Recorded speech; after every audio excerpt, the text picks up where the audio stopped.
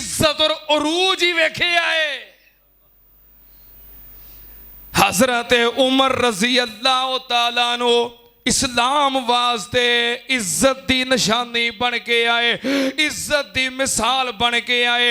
नबी पाक सल्लल्लाहु अलैहि वसल्लम ने फरमाया अल्लाह इस्लाम नू इज्जत दे उमर नाल, उमर अपनी इज्जत इस्लाम नाल समझदा है, इस्लाम दी इज्जत उमर नाल ते उमर दी इज्जत इस्लाम नाल। नबी पाक ने फरमाया अल्लाह उमर नाल इस्लाम नू इज्जत दे ते उमर अपनी इज्जत इस्लाम अंदर ही समझदा है। सैयदना उमर फारूक रजी अल्लाह तआला अन्हु इस्लाम वास्ते फिर सब कुछ कुर्बान कर दिता, इस्लाम वास्ते हिजरत भी की थी, इस्लाम वास्ते घर भी छड़िया, इस्लाम वास्ते वतन भी छड़िया, यार बेली छड़े, जिहाद कीता इस्लाम वास्ते, मार के लड़े इस्लाम वास्ते, माल लुटाया इस्लाम वास्ते। सैयदना उमर फारूक रजी अल्लाह तआला अन्हु इस्लाम दी इज्जत दी मिसाल बन गए। सुन्नत नबी पाक सल्लल्लाहु अलैहि वसल्लम दा ए यार हजरत उमर बिन खत्ताब रजी अल्लाह तआला अन्हु इस्लाम दे अंदर आया ते इज्जत नाल दुनिया तो गया है, इज्जत नाल। इस तो बड़ी इज्जत केड़ी है? अल्लाह पाक शहादत दी मौत दवे ते मदीने शहर विच दवे। इस तो बड़ी इज्जत केड़ी है कि शहादत दी मौत होवे ते नबी पाक दे शहर मदीने विच होवे। वक्त इख्तिताम दी तरफ जा रहा है। अज दे दिन दी मुनासबत दे नाल मैं शहादत उमर दे हवाले नाल चंद गुजारिशात पेश करनियां चाहना। नबी पाक सल्लल्लाहु अलैहि वसल्लम ने हजरत उमर नू दुनिया दे उत्ते ही जिवें जन्नत दी बशारत दित्ती है, इसे तरह शहादत दी हदीस सुनी है ना। ओहद पहाड़ ते नबी पाक दे नाल हजरत अबू बकर उमर उस्मान ने आपने फरमाया उस वक्त या ओहद, ओहद ठहर जा, इन्नमा अलैका नबियुन व सिद्दीकुन व शहीदान, तेरे उत्ते एक अल्लाह दा नबी है, एक सिद्दीक है ते दो उन्हां शहीदां विचों एक हजरत उमर बिन खत्ताब रजी अल्लाह तआला अन्हु ने नबी पाक ने शहादत दी खुशखबरी दी है ते जन्नत दी, जन्नत दी। आप मेराज तो वापस आए, नबी पाक ने फरमाया मैं जन्नत दी सैर की थी, मैं जन्नत दे अंदर एक बहुत बड़ा महल वेखिया, बड़ा खूबसूरत महल। मैं पूछया जिबरील ये महल किदा है? जिबरील कह लगा ए महल एक कुरैशी नौजवान दा है।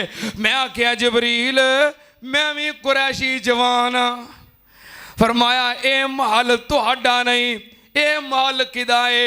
अर्ज की थी महबूब जी ए महल तुहाडे खादम ते गुलाम उमर बिन खत्ताब दा है। नबी पाक ने फरमाया उमर जो मैनू पता लगा एडा खूबसूरत इतना आलीशान महल मेरे यार उमर दा है, मेरा दिल कीता फ़अरदतु अन यदखुलहु फ़अनज़ुरा इलैहि, मेरा दिल कीता मैं अंदर वड़ के उमर दा महल अपनियां अखां नाल वेख के जावां। मैं जदों अंदर वड़न लगा मैं वेखिया एक किनारे ते जन्नत दी हूर उमर तेरी बीवी वुजू कर रही है।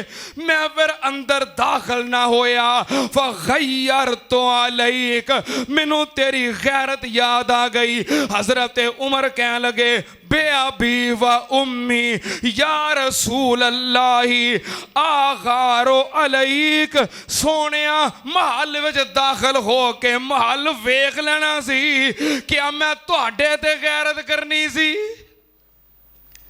फिर मेरे महल में तुसी दाखिल हो गए हो, मैं तुहाडे बारे गैरत करनी सी, सोने दाखिल हो जाना सी। फरमाया नहीं, जो तेरी बीवी मैं वेखिया वजू कर रही है मैं उतो ही पिछा मुड़ आया, उमर तेरी गैरत याद आ गई।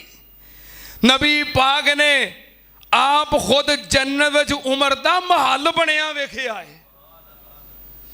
अजे कोई शक करे भी उमर जन्नती है कि नहीं, नबी पाक ने खुद महल बनया वेखिया है।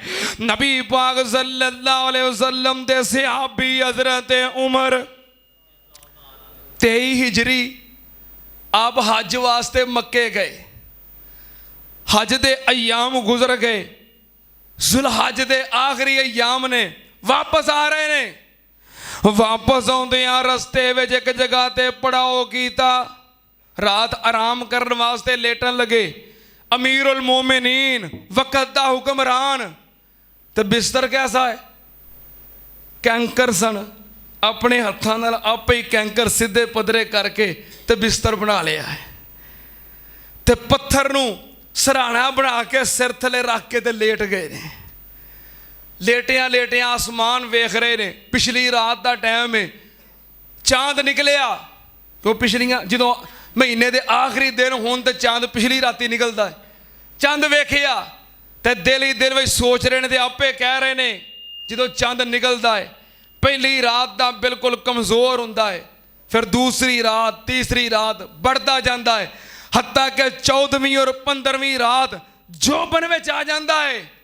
उस तो बाद फिर घटन लग पैंदा है, तो घटद्या घटद्या मुक जाता है।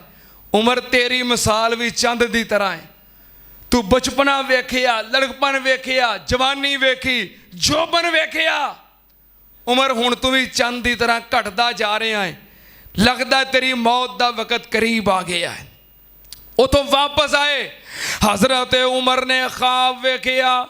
कह लगे मैं ख्वाब अंदर वेखिया है, एक मुर्गा मैनू चुंझा मारदा है। मैं दी तबीर ये कीती है कि मेरी मौत का वक़्त करीब आ गया है, अल्लाह मैनू शहादत अता करेगा।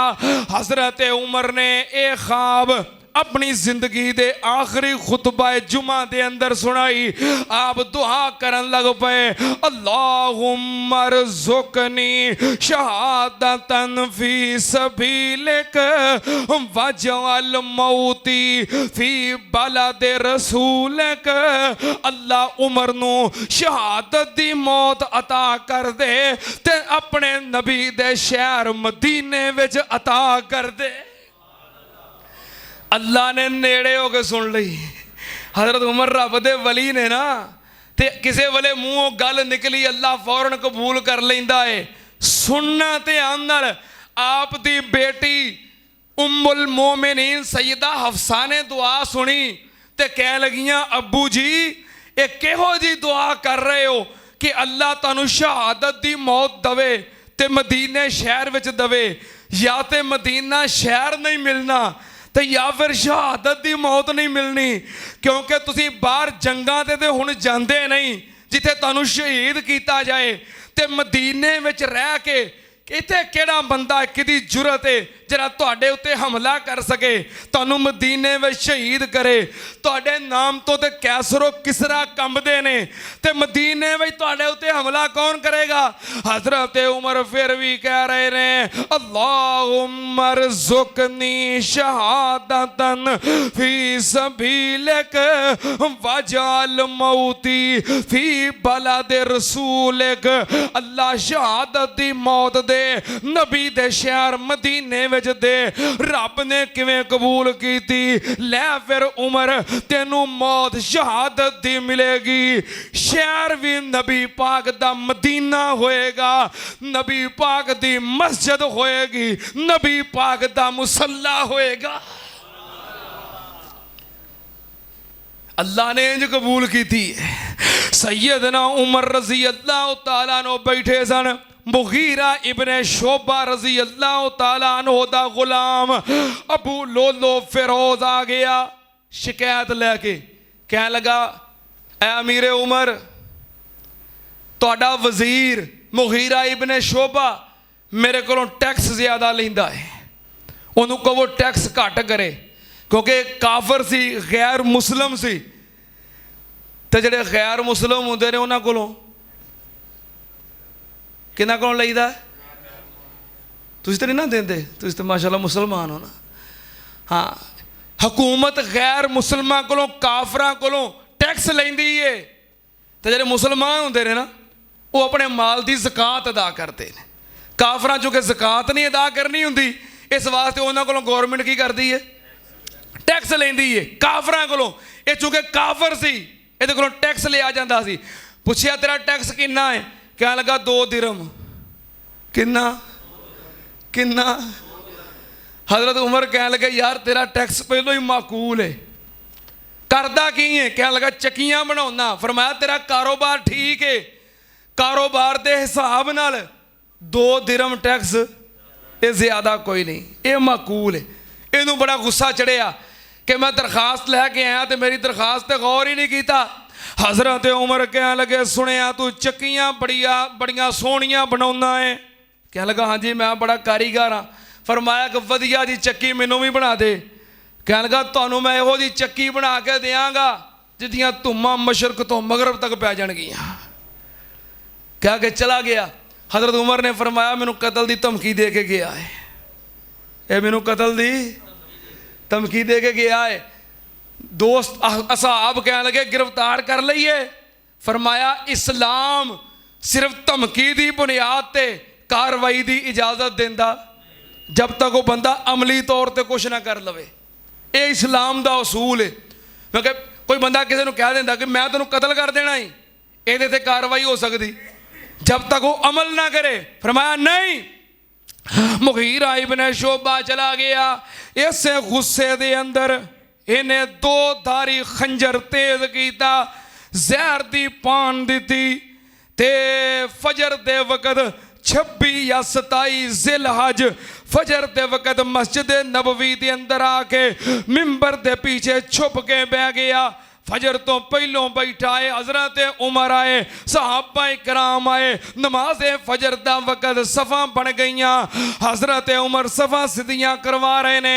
हज़रत उमर दी रूटीन है जब तक सफ़ा सिद्धियाँ नहीं होंदियां, दुरुस्त नहीं होंदियां, नमाज खड़ी नहीं करते। सफ़ा दुरुस्त करवाइयाँ ते मुसल्ले ते खड़े होए, नमाज शुरू कर दी। अल्लाह अकबर, नमाज शुरू हो गई।